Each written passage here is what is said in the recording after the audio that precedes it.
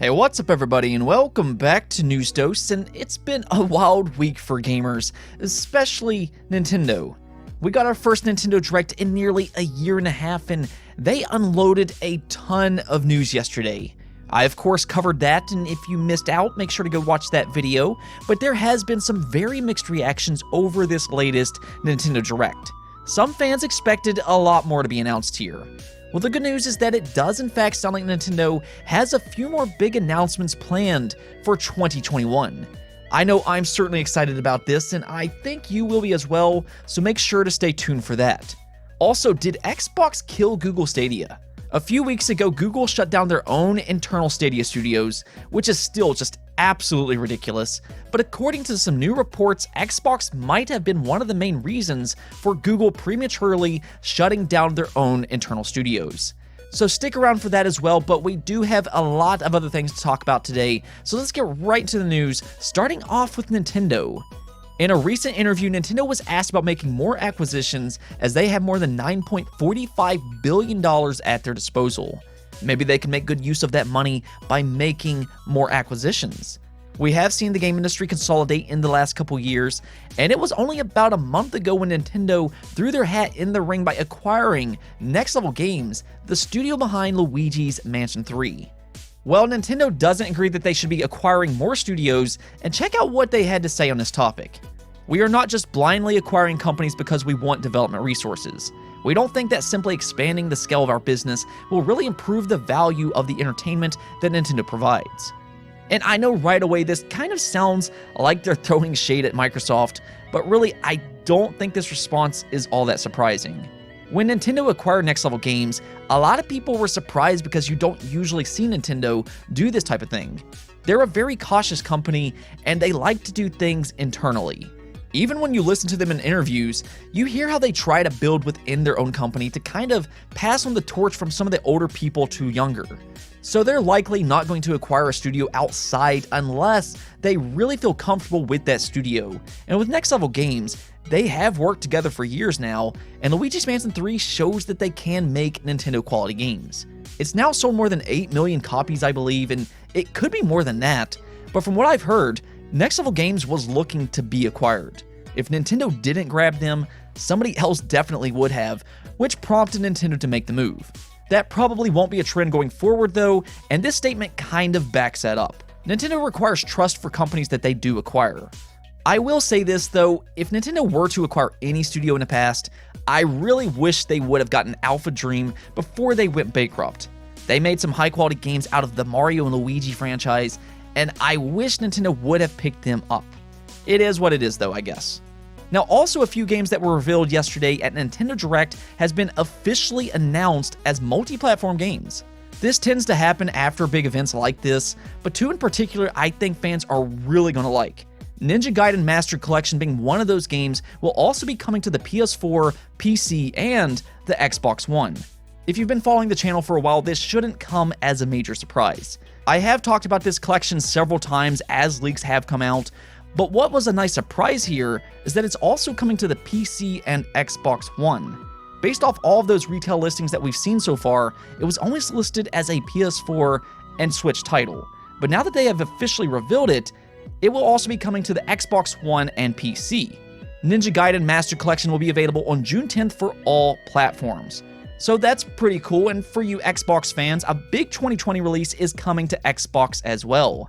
Fall Guys is officially heading to Xbox Series and Xbox One this summer, and that is fantastic news. Fall Guys was a big hit last year for the PlayStation 4, as it's a fun platforming battle royale game. I don't usually like battle royale games per se, but this game is definitely different from all the others, and I think it's a lot of fun.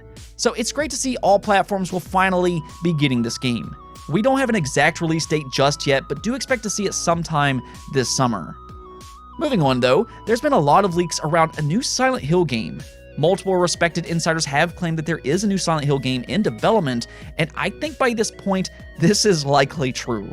This reminds me a lot of the Fable leak that we were hearing about last year, where there was just too much smoke for it to possibly be fake. I do think that there is a Silent Hill game in development, though there still are questions about who's developing this game and when will it be announced. Well, we might actually be hearing about it this summer, and this is coming from the news outlet Video Game Chronicles. Now, I have a lot of respect for VGC. A lot of news that's been going around recently has originated from VGC, and they have actual inside sources. I think they do a phenomenal job at reporting, and in fact, they have accurately leaked a few different things in the last year. They were the original source saying that a Mario 3D All-Star Collection was happening, and of course, it did happen. Well, now VGC claims that Silent Hill has been in development by a prominent Japanese developer and will be revealed this summer. Now, take the announcement date with a grain of salt just because plans can always change internally, but this is more evidence that a Silent Hill game is in fact in development.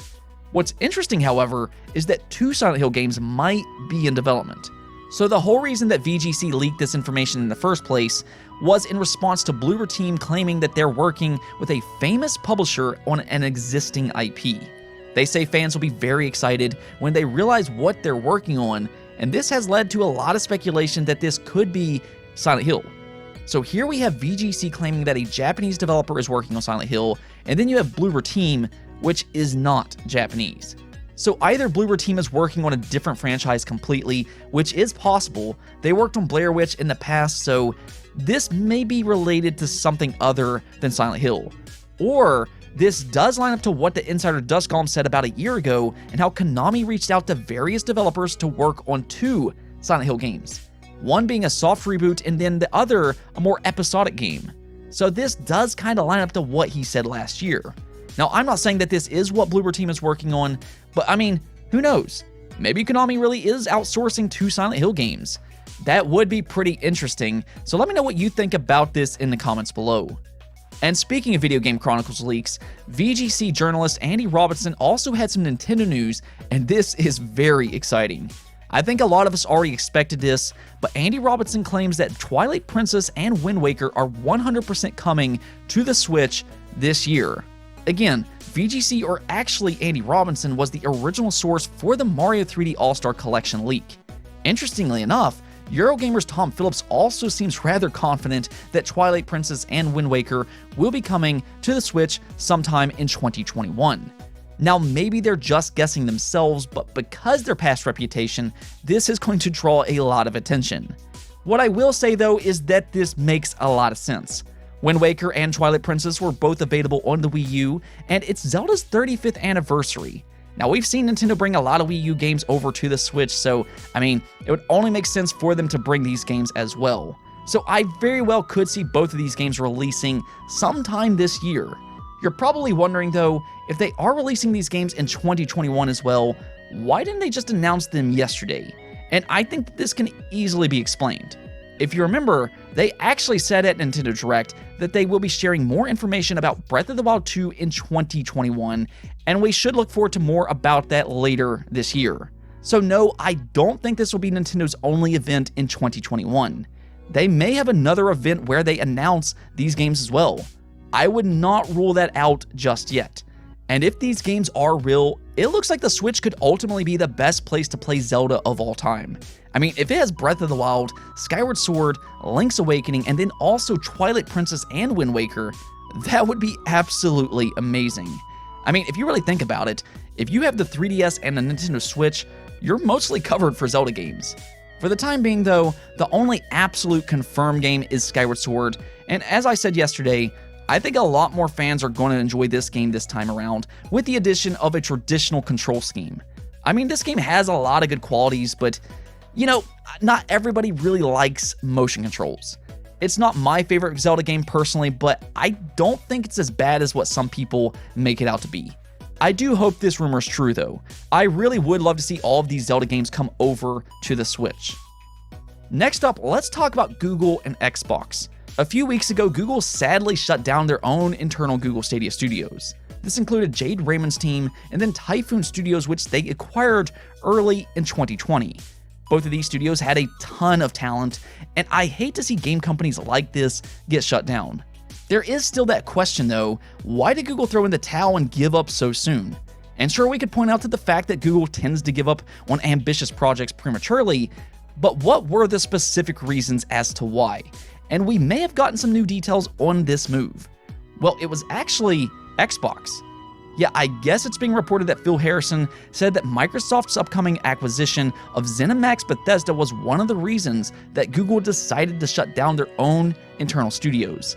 And I said this on the channel before, but I don't think a lot of gamers understand this, but a lot of these Xbox acquisitions could have been good compared to what could have happened. There is a very real chance that Google was targeting the same studios. Google has a lot of money, and Microsoft was really the only company that could outbid them in terms of gaming. If Google acquired some of these studios instead of Xbox, that would have been much scarier for a lot of gamers. Of course, Xbox is also trying to bolster their own first-party games, but keeping these studios away from Google is a bonus as well. Google just has not earned the trust of gamers yet, and considering they're focused on a streaming platform, it would have been much more frustrating for gamers if Google acquired these studios. Whether you love or hate Xbox, Xbox has been in the game industry for a long time, and they have various options available to play their games. You can play them on Xbox consoles, PC, or on Xbox Game Pass via console, PC, or Android devices. Actually, soon you'll also be able to play them on iOS. Google, though, would have been a streaming-only device, and gamers are not really sold on that technology just yet. And I think Microsoft and Xbox were concerned with Google entering the game industry. Even Phil Spencer himself has alluded to this in the past. So I know not everybody likes these acquisitions, but I think that there's much more happening behind the scenes than people realize. And I think gamers would have been even more upset if Google grabbed these studios instead. I still find this to be a weak excuse by Google, however. To me, it seems like a lot of this decision was made because gamers weren't flocking over to Stadia the way they anticipated, and it's really easy to see why. Streaming is still not the go-to way to play games for hardcore gamers, and they didn't have the exclusive to entice gamers either. It was just a lack of understanding of the game industry, in my opinion. Now, on to our final topic, the poll of the day, and I wanted your opinion on what you thought of yesterday's Nintendo Direct, and what letter grade would you give it? Well, 42% of you gave it a solid C, and I do think that's a fair grade. I'd probably give it a B- myself, just because I do think that there were some great games here, including exclusives and multi-platform, but I know how expectations work. Fans wanted a lot more out of this Direct after waiting for so long. They did have that big Splatoon 3 surprise, but it was lacking a Metroid reveal and some more Zelda games. And for those disappointed, I said this earlier, but I wouldn't rule out another event later this year. I do think it's very possible that we get a Zelda event at some point where they show more Zelda games, and hopefully Nintendo reveals something related to Metroid in 2021. It'll be such a shame if they don't do something with Metroid on her 35th anniversary. I still think Mercury Steam might be working on a 2D Metroid game, so I'm really hoping for that. One thing to keep in mind though, and I said this before Nintendo Direct went live, there is that rumored Pokemon Direct next week, so we could still get some major Switch news next week, and I will of course keep you up to date on that. But that is why they may have held back on some Pokemon announcements at yesterday's Direct. Even then though, I do understand why you all gave it a C, and you know what, I think you all gave it a fair grade. Anyways though, that's it for this episode, but if you liked the video, don't forget to bell notification and subscribe button for more content just like this. Also, if you'd like to support the channel through Patreon, thank you for making this content possible. Peace out.